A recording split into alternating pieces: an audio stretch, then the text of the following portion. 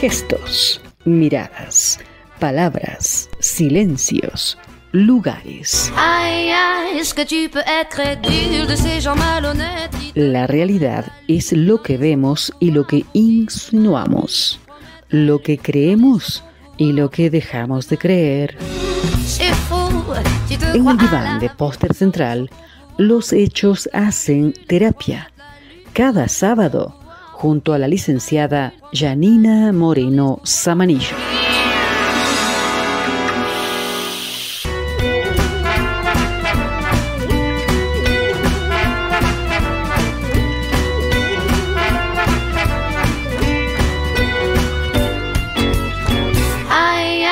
Que tu peux être crédule de ces gens malhonnêtes qui te promettent la lune en laissant ton pouvoir pour qu'ils te manipulent ta précieuse liberté et parfois même tes thunes. Y la realidad transita por muchos lugares, se pone en discusión en distintos ámbitos.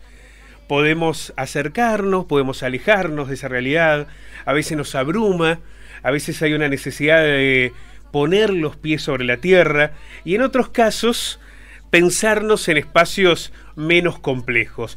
Pero no es la posibilidad que nos damos aquí en Póster Central. Aquí tratamos de quitarle la cáscara, de quedarnos con lo realmente importante. Y por qué no, sentarla también en el diván. Por eso sumamos a la licenciada Janina Moreno Samanillo. ¿Cómo le va, señora? Muy bien, ¿cómo le va a usted? Muy bien, un placer, un gusto. Hoy con un tema que a mí me parece que va a generar mucha discusión, mucha discusión.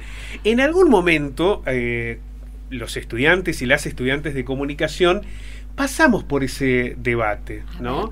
El lenguaje no solo del habla, sino lo que decimos a través de los gestos, de lo que expresamos cuando nos reímos, cuando nos ponemos colorados, cuando nos sentamos de una manera o de otra, cuando nos alejamos o nos acercamos.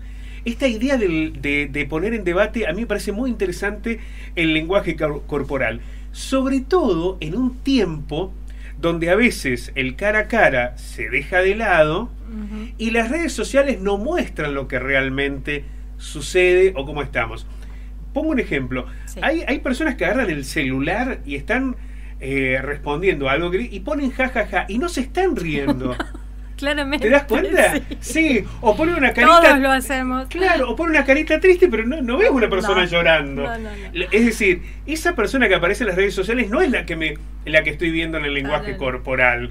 Es un debate muy interesante. Sí. Impostamos mucho, ¿no? Sí, impostamos mucho y sobre todo con la mediatización de la pantalla, como vos decís, de por medio. Pero no deja de ser una forma de comunicarnos, ¿no? Que estamos todo el tiempo en esa contradicción, porque es una disonancia entre lo que decimos, que queremos comunicar con la palabra, y nuestro cuerpo que está hablando en otro sentido quizás, o en el mismo, si estamos siendo espontáneos. Ahora, esto es un fenómeno moderno, porque ahora podemos visualizar una realidad virtual y una realidad próxima, la tangible. Esto no ocurría hace 10 años. Vos eras lo que mostrabas cuando estaba... A lo sumo podías disimular tu estado, sí, ¿no? Pero no había una fotito, un emoticón, que sustituyera eso que vos estabas viendo. Eso es lo que apareció con las redes sociales. Sí, eso es lo que vemos a través de la pantalla que vos decís. Ahora, el lenguaje corporal o no verbal estuvo toda la vida. Sí, claro. Por fin un mate, Pablo, porque desde que te prometí, me te dije, ingresa al estudio que está el mate, ¿te das y cuenta? te lo di como 15 minutos después, digamos. Es bueno. Gracias. Esa honestidad brutal que tenemos aquí en el programa, claro que sí. Bueno, pero el lenguaje no verbal está desde que éramos primitivos. Es más, antes estaba el lenguaje no verbal y no estaba la palabra, hasta que pudimos poner en palabras, ¿no? Codificar de alguna manera. Pero la pantalla hace otra distorsión más, que es otro sesgo cognitivo que nos pone ahí en el medio de, ¿está diciendo la verdad o está impostado? Esto que dijiste vos recién. Entonces es complejo por ahí entender y comprender o interpretar cuál es el verdadero mensaje que me está dando la persona o que me quiere dar la persona. Ahora, ¿qué importancia hoy le damos al lenguaje corporal. Porque si uno lo piensa desde la linealidad, decís, si alguien te dice que no, bueno, es no, y a lo mejor está diciendo que no, y te sonríe, y ahí encontrás una contradicción. Ay. O te dice que sí, y al mismo tiempo se aleja. ¿Somos muy lineales para interpretar eso? Ahí hay una disonancia en lo que vos decís.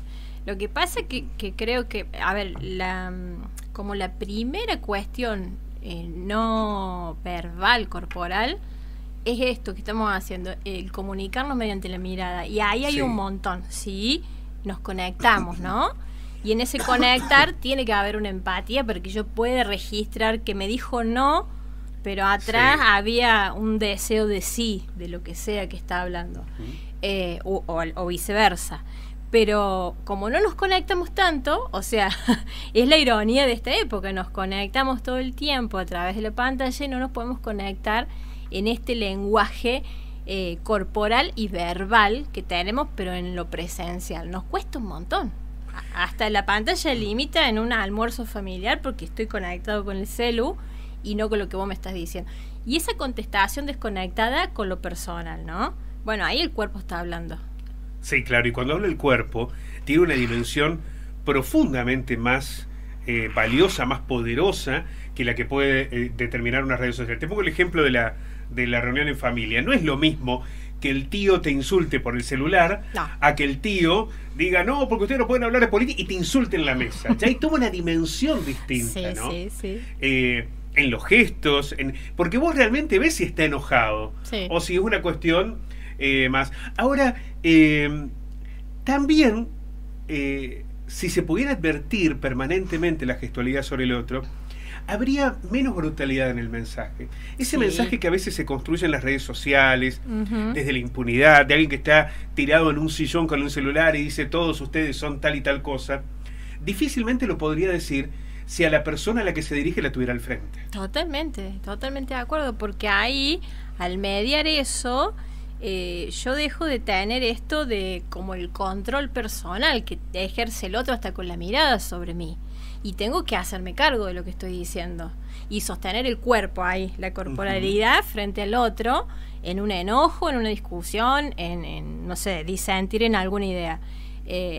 Es muy sencillo cuando la pantalla, como decís recién, hasta esto que surge en onomatopeya, jajaja, o la carita triste, ya el emoji, que ni siquiera ya es palabra, digamos, son simbolismos y tenemos que también tener otro lenguaje para poder interpretarlo, hace que nos distanciemos y que sea mucho más sencillo comunicarse así. Ahora, no sé si eso es una verdadera comunicación. Hay que ponerlo ahí como con un signo de pregunta. Bueno, son todos esos instrumentos que hay, ¿no? ¿Sí? En todo caso, es una comunicación más engañosa. Ahora, también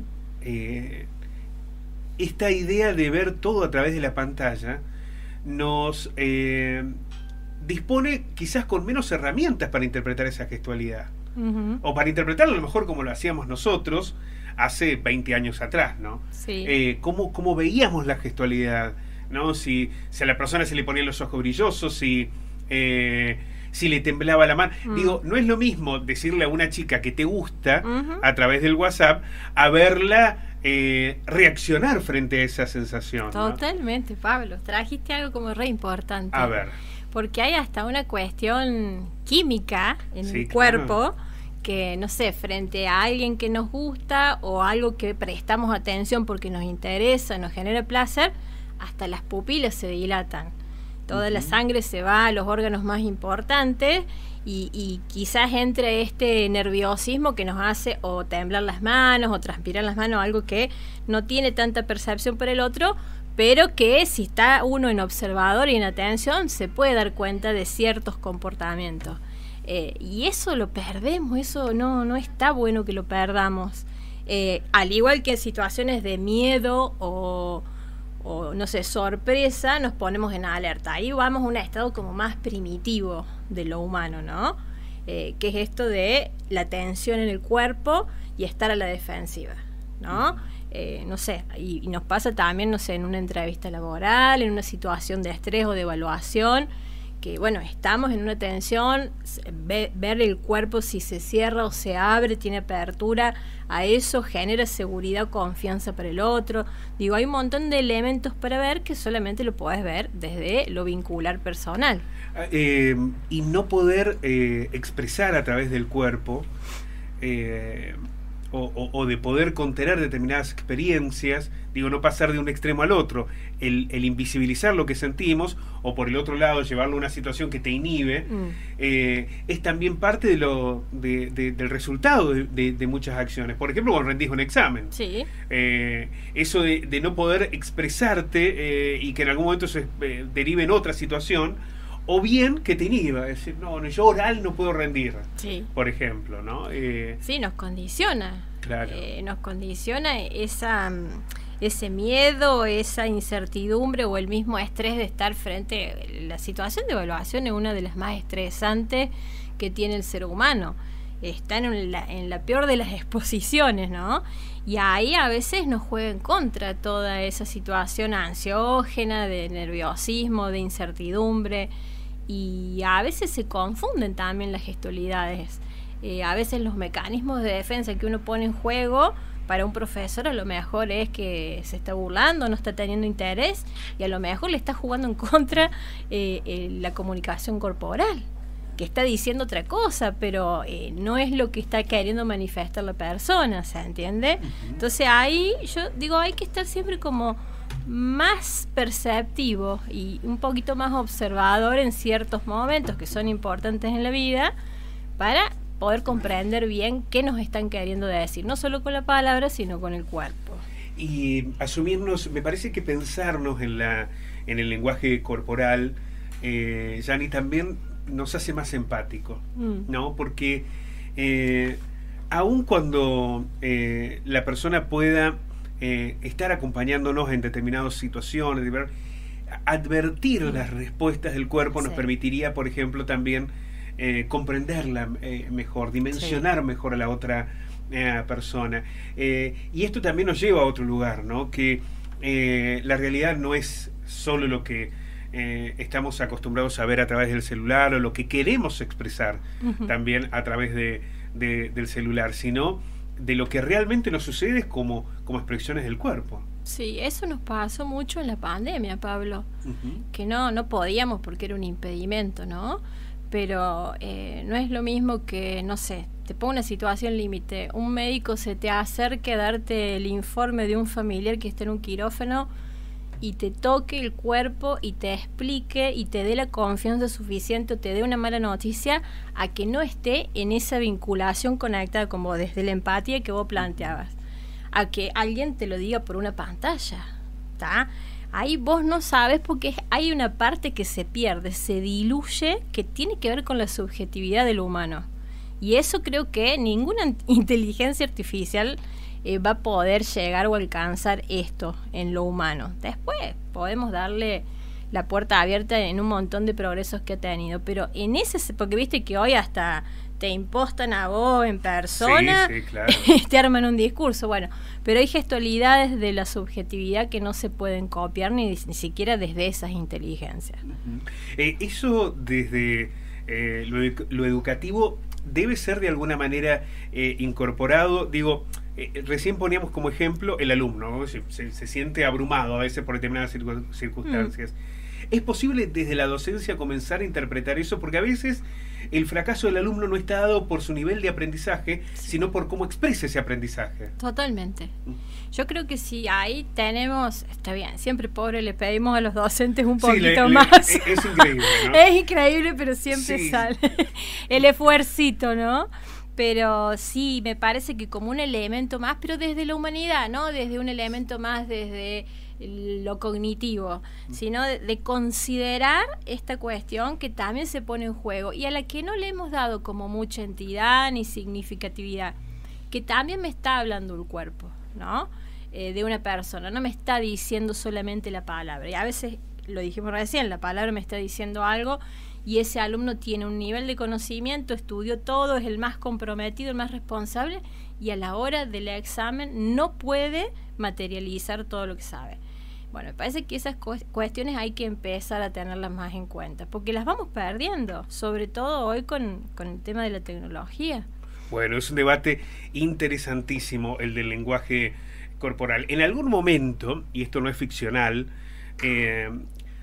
las estrategias de las investigaciones policiales estaban muy relacionadas con el lenguaje, sobre todo en la toma de testimonios. Sí. No sé si esto seguirá ocurriendo, pero en algún momento se le da un valor sustancial a el modo en que se expresaba el testigo, si, o el imputado, o eventualmente el imputado, ¿no? Si le temblaban las manos, si había había una expresión allí a través de lo que decían que resultaba después muy valiosa para buscar una respuesta en muchos aspectos. A veces cuando tenemos que definir incluso, ¿no? Ir a buscar trabajo o definir a quién incorporamos laboralmente, a ver qué respuesta nos da, cómo reacciona frente al desafío que tiene que enfrentar, ¿no? El lenguaje corporal lo dice mucho, y está bueno que también nos ocupemos de eso porque, insisto, me parece que nos va a hacer más empáticos.